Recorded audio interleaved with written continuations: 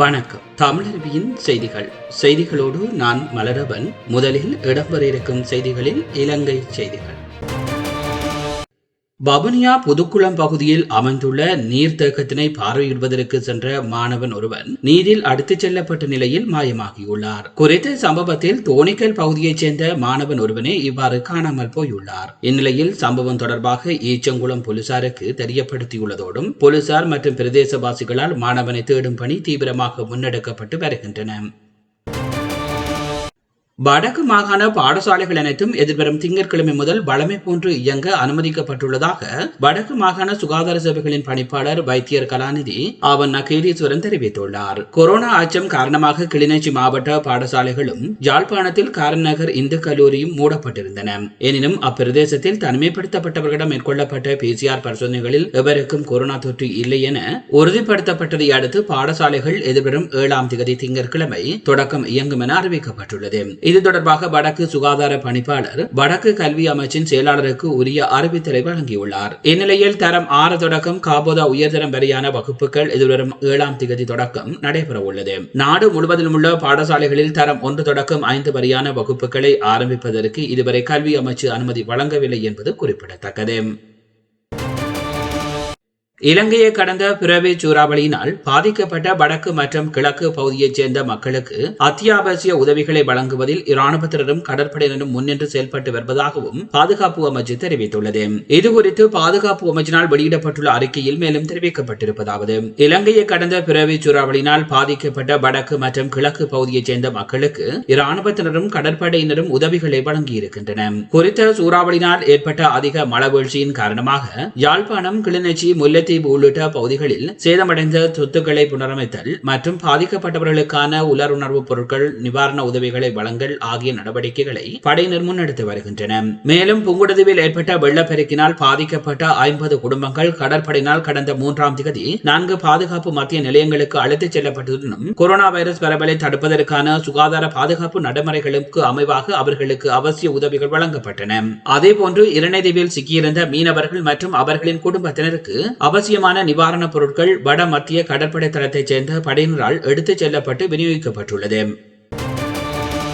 ஜாழ்குடா நாட்டின் பல பகுதிகளில் இடைவிடாத கனமழை பெய்து வருவதனால் தாழ்நில பகுதிகளில் மக்கள் பாதிக்கப்பட்டுள்ளதுடன் பல பகுதிகளில் குடியிருப்புகளில் தண்ணீர் சூழ்ந்ததால் பொதுமக்கள் வெளியேற முடியாமல் சிரமத்திற்கு உள்ளாகியுள்ளனர். ஜாழ் மாநகரின் பல வீதிகளில் வெள்ளம் தேங்கியுள்ளதும் அத்தோடு யாழ்ப்பாணம் பேருந்து நிலையம் மற்றும் அதனை சூழ உள்ள பகுதிகள் வெள்ளத்தால் மூழ்கியுள்ளதாகவும் தெரிவிக்கப்பட்டுள்ளது. அட்டன் நோட்டன் பிரிட்ஜ் போலீஸ் பிரிவுக்கு உட்பட்ட தண்டுகல தோட்டத்தின் மேல் பிரிவில் மேலும் 16 பேருக்கு கொரோனா வைரஸ் தொற்று உறுதி செய்யப்பட்டுள்ளது.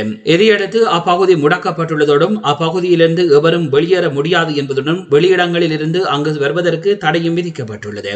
அத்துடன் வட்டவளை போலீஸ் பிரிவுக்கு உட்பட்ட அக்ரோயா பகுதியிலும் கொரோனா தொற்றாளர்கள் 2 அடையாளம் காணப்பட்டுள்ளனர். தண்டுகலா தோட்டத்தில் ஏற்கனவே 5 கொரோனா வைரஸ் தொற்றாளர்கள் அடையாளம் காணப்பட்டனர். இதையடுத்து அவர்களுடன் தொடர்பில் இருந்தவர்கள் தனிமைப்படுத்த அவர்களிடம் மேற்கொள்ளப்பட்ட PCR பரிசோதனை முடிவுகள் வெளியாகியுள்ளதை அடுத்து 16 பேருக்கு வைரஸ் தொற்று உறுதி செய்யப்பட்டுள்ளது. மட்டக்களப்பு காத்தான்குடி கடலில் நீராடச் சென்ற இளைஞர் நீரில் மூழ்கி காணாமல் போயிருந்த நிலையில் புனச்சிமுனை கடற்கரையில் சடலமாக மீட்கப்பட்டுள்ளார். காத்தான்குடி கடலில் நேற்று முன்தினம் நீராடச் சென்ற இளைஞர் காணாமல் போயிருந்த நிலையில் நேற்று சடலமாக மீட்கப்பட்டுள்ளதாக காத்தான்குடி போலீசார் தெரிவித்தனர். காத்தான்குடி 6ஆம் குறிச்சி கடலில் 3 இளைஞர்கள் நீராடச் சென்றதாகவும் அதில் ஒரு இளைஞர் காணாமல் போயிருந்ததாகவும் தெரிய வருகின்றது. ஏனைய 2 மீட்கப்பட்டிருந்த நிலையில் புதிய காத்தான்குடி பதுருடியா பகுதியில் வசிக்கும் 20 வயதுடைய இளைஞனை இவ்வாறு உயிரிழந்துள்ளார். அடுத்து காத்தான்குடி போலீசார் ஆரம்ப கட்ட விசாரணைகளை மேற்கொண்டு வருகின்றனர். மகர சிறைச்சாலையில் இடம்பெற்ற கலவரத்தின் போது உயிரிழந்தவர்களில் 2 அடையாளம் காணப்பட்டுள்ளனர். 31 மற்றும் 39 வயதான யா எல கலு பாலம மற்றும் வத்தலை உலுப்பிட்டிய ஆகிய பகுதிகளைச் சேர்ந்தவர்களின் சடலங்களே இவ்வாறு அடையாளம் காணப்பட்டுள்ளதாக போலீஸ் ஊடக பேச்சாளர் பிரதி போலீஸ் மா அதிபர் அஜித் ரோகனா குறிப்பிட்டுள்ளார். சிறைச்சாலையில் இடம்பெற்ற கலவரம் தொடர்பில் குற்றப்புலனாய்வு திணைக்களத்தினர் தொடர்ந்தும் விசாரணைகளை மேற்கொண்டு வருகின்றனர். குறித்த விசாரணைகளுக்கு 8 உத்தியோகத்தர்கள் மேலதிகமாக நியமிக்கப்பட்டுள்ளதாக போலீஸ் ஊடக பேச்சாளர் தெரிவித்துள்ளார். போலீஸ் அத்தியட்சர் ஒருவரின் தலைமையிலான 20 பேர் கொண்ட குழுவினரால் சம்பவம் தொடர்பில் வாக்குமூலம் பதிவு செய்யப்பட்டதாக அவர் மேலும் தெரிவித்துள்ளார். 5ஆம் தர புலமை பரிசில் பரீட்சை பெறுபவர்களுக்கு அமைய 6ஆம் தரத்திற்கு மாணவர்களை சேர்ப்பதற்கான விண்ணப்பங்களை எதிர்வரும் 10ஆம் தேதிக்கு முன்னர் கையளிக்குமாறு கல்வி அமைச்சு அறிவித்துள்ளது. உரிய முறையில் பூர்ணப்படுத்தப்பட்ட விண்ணப்பங்களை தரம் 5 புலமை பரிசில் பரீட்சைக்கு தோற்றிய பாடசாலைகளின் அதிபரிடம் கையளிக்குமாறு தெரிவிக்கப்பட்டுள்ளதோடும் விண்ணப்பங்கள் மற்றும் அதற்கான ஆலோசனை கோவைகளை பாடசாலை அதிபரிடம் பெற்றுக்கொள்ள முடியும் எனவும் தெரிவிக்கப்பட்டுள்ளது. கொரோனா தொற்று காரணமாக தனிமைப்படுத்தப்பட்டுள்ள பகுதிகளில் உள்ள பாடசாலைகளுக்கான விண்ணப்பங்களை சுகாதார வழிகாட்டல்களுக்கு அமைய கையேற்க அதிபர்கள் மற்றும் வலய கல்வி பணிப்பாளர்களுக்கு அறிவிக்கப்பட்டுள்ளதாகவும் கல்வி அமைச்சு தெரிவித்துள்ளது. தமிழ் அரசியல் கைதிகளை விடுவிக்குமாறு கோரி நீதி அமைச்சர் அலி சப்ரியிடம் மகஜர் ஒன்று கையளிக்கப்பட்டுள்ளது. ஆளும் தரப்பிலுள்ள தமிழ் பேசும் பாராளுமன்ற உறுப்பினர்கள் சிலர் நீதி அமைச்சர் ஜனாதிபதி சட்டத்தரணி அலி சப்ரியை சந்தித்து நீண்ட காலம் தடுத்து வைக்கப்பட்டுள்ள தமிழ் அரசியல் கைதிகளின் விடுதலையை துரிதப்படுத்த நடவடிக்கை எடுக்க வேண்டும் என இதன்போது அமைச்சரிடம் கோரிக்கை விடுக்கப்பட்டுள்ளது. ராஜாங்க அமைச்சர் எஸ் வியாழேந்திரன், குழுக்களின் பிரதி தவிசாளர் அங்கயன் ராமநாதன், பாராளுமன்ற உறுப்பினர்களான காதர் மஸ்தான் மற்றும் மருதுபாண்டி ராமேஸ்வரன் ஆகியோர் அமைச்சரிடம் தமது மகஜரை கையளித்துள்ளனர். அரசாங்கத்தில் அங்கம் வகிக்கும் சிறுபான்மை உறுப்பினர்கள் அனைவரும் இணைந்து ஜனாதிபதியுடன் சந்திப்பு ஒன்றை ஏற்பாடு செய்தால் சட்டமா அதிபர் உள்ளிட்ட தரப்பினரையும் அழைத்து இந்த விடயம் தொடர்பில் கலந்துரையாட முடியும் என இதன்போது அமைச்சர் சுட்டிக்காட்டியிருந்தார். அரசியல் கைதிகள் விடயத்தில் கொள்கை ரீதியான தீர்மானம் எடுக்கப்படுமாயின் துரித நடவடிக்கை எடுக்க முடியும் எனவும் அமைச்சர் அலி சப்ரி குறிப்பிட்டுள்ளார். அத்துடன் கைதிகளின் விடுதலை மாத்திரமன்றி சிறுபான்மை மக்கள் எதிர்கொள்ளும் பல்வேறு பிரச்சனைகளை அரசாங்கத்தில் அங்கம் வகிக்கும் தமிழ் பேசும் உறுப்பினர்கள் கூட்டாக இணைந்து ஜனாதிபதியிடம் எடுத்துச் செல்வதற்கு நீதி அமைச்சர் தலைமை தாங்க வேண்டும் எனவும் கோரிக்கை விடுக்கப்பட்டது. இந்த கோரிக்கைக்கும் நிதி அமைச்சர் அலி சப்ரி இணக்கம் தெரிவித்துள்ளார். நீங்கள் பார்த்துக் கொண்டிருப்பது தமிழருவியின் இலங்கை செய்திகள். இனி தொடர்பான பன்னாட்டு செய்திகள். பிரான்சில் உள்ள விஜய் மல்லையாவின் 14 கோடி ரூபாய் மதிப்புள்ள சொத்துக்களை அமலாக்கத்துறை பறிமுதல் செய்துள்ளது. இந்திய வங்கிகளில் பல்லாயிரம் கோடி ரூபாய் மோசடி செய்தது தொடர்பான வழக்கில் தொழிலதிபர் விஜய் மல்லையாவின் சொத்துக்களை அமலாக்கத்துறை பறிமுதல் செய்து வருகின்றது. இதன் அடிப்படையில் பிரான்சில் விஜய் மல்லையாவின் சொத்து ஒன்றை கண்டறிந்த அமலாக்கத்துறை அதனை முடக்கியுள்ளதாக தெரிவித்துள்ளது. இந்திய மதிப்பில் 14 கோடி ரூபாய் மதிப்புள்ள சொத்தை பறிமுதல் செய்துள்ளதாக தெரிவித்துள்ளது. பிரித்தானியாவை தொடர்ந்து பஹ்ரைனும் ஃபைசர் நிறுவனத்தின் கொரோனா தடுப்பூசிக்கு அவசர கால பயன்பாட்டிற்கான அனுமதியை வழங்கியுள்ளது. அமெரிக்காவின் ஃபைசர் மற்றும் ஜெர்மனியின் பயோஇன்டெக் ஆகிய நிறுவனங்கள் இணைந்து உருவாக்கியுள்ள அந்த தடுப்பூசி 95% பலனளிப்பதாகவும் ஆய்வு முடிவுகள் தெரிவிக்கின்றன. குறித்த மருந்தை மக்கள் பயன்பாட்டிற்கு கொண்டு வருவதற்கு 2 தினங்களுக்கு முன்பாக பிரிட்டன் அரசு அனுமதி அளித்திருந்தது. இந்த நிலையில் ஆய்வு முடிவுகளை தீர ஆராய்ந்த பிறகு ஃபைசர் தடுப்பூசிக்கு அனுமதி அளித்துள்ளதாக பஹ்ரைன் அரசு தெரிவித்துள்ளது. அமெரிக்காவின் கலிபோர்னியா மாகாணத்தில் ஏற்பட்டுள்ள காட்டுத்தீயால் 25,000க்கும் மேற்பட்டோர் வீடுகளை இழந்து வெளியேறியுள்ளனர். கடந்த புதன்கிழமை குடியிருப்பு பகுதியில் ஏற்பட்ட தீ விபத்து அருகே உள்ள காடுகளுக்குள் பரவியதால் ஏராளமான கட்டிடங்களும் 6,000 ஏக்கர் காடுகளும் கருகி நாசமாகியுள்ளன. காட்டுத்தீயை கட்டுப்படுத்தும் பணியில் 500 தீயணைப்பு வீரர்களும் 11 ஹெலிகாப்டர்களும் இரவு பகலாக ஈடுபட்டுள்ள போதிலும் பலத்த சூறைக்காற்றால் தீ கட்டுக்கடங்காமல் பரவி வருகின்றது. மறைந்த முன்னாள் முதலமைச்சர் ஜெயலலிதாவின் 4வது ஆண்டு நினைவு தினம் அனுஷ்டிக்கப்பட்டுள்ளது.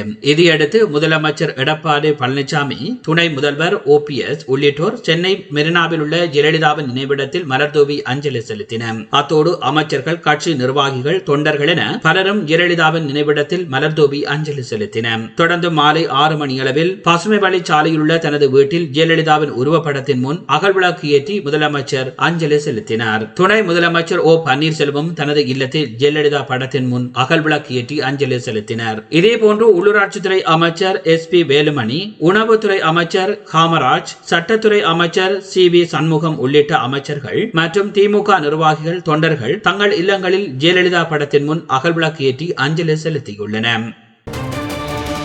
புயல் வெள்ள பாதிப்புகளை ஆய்வு செய்ய தமிழகம் வந்துள்ள மத்திய குழுவினர் பாதிக்கப்பட்டுள்ள பகுதிகளை இன்று முதல் 2 நாட்கள் ஆய்வு செய்ய உள்ளனர். உள்துறை இணை செயலாளர் அசுதோஷ் அக்னி தோத்ரி தலைமையில் தமிழகம் வந்துள்ள 7 பேர் கொண்ட குழுவினர் தலைமைச் செயலாளர் சண்முகத்தை சந்தித்து பேசியுள்ளனர். மத்திய குழுவினர் 2 குழுக்களாக பிரிந்து இன்றும் நாளையும் வெள்ள பாதிப்பு பகுதிகளை பார்வையிட உள்ளனர். ஒரு குழுவினர் வேளச்சேரி, பள்ளிக்கரணை, செம்மஞ்சேரி ஆகிய பகுதிகளில் வெள்ளத்தால் பாதிக்கப்பட்ட பகுதிகளை இன்று பார்வையிட உள்ளனர். அத்தோடு குறித்த குழுவினர் நுங்கம்பாளையத்தில் செங்கல்பட்டு மாவட்ட அதிகாரிகளுடன் ஆலோசனை நடத்த உள்ளனர். ஐக்கிய அரபு அமீரகத்தின் நேற்றைய நிலவரப்படி புதிதாக 1214 பேருக்கு கொரோனா இருப்பது உறுதி செய்யப்பட்டுள்ளதாக சுகாதார அமைச்சகம் தெரிவித்துள்ளது. இதன் மூலம் கொரோனா பாதித்தவர்களின் மொத்த எண்ணிக்கையானது 1,75,276 உயர்ந்துள்ளது. நேற்றைய தினம் கொரோனாவிற்கு 3 பேர் உயிரிழந்தமையால் கொரோனாவால் உயிரிழந்தோரின் எண்ணிக்கை 589 அதிகரித்துள்ளது. மேலும் நேற்றைய நாளில் மட்டும் 670 பேர் குணமடைந்துள்ளதாகவும் இதுவரையில் 1,58,498 பேர் கொரோனாவால் பாதிக்கப்பட்டு முழுவதுமாக குணமடைந்துள்ளன என்பது குறிப்பிடத்தக்கது. ஒவ்வொரு 3 மணி நேரத்திலும் ஒரு செயற்கைக்கோளை விண்ணில் ஏவும் முழுவதும் தானியங்கி ட்ரோன் விமானத்தை அமெரிக்க நிறுவனம் கண்டுபிடித்துள்ளது.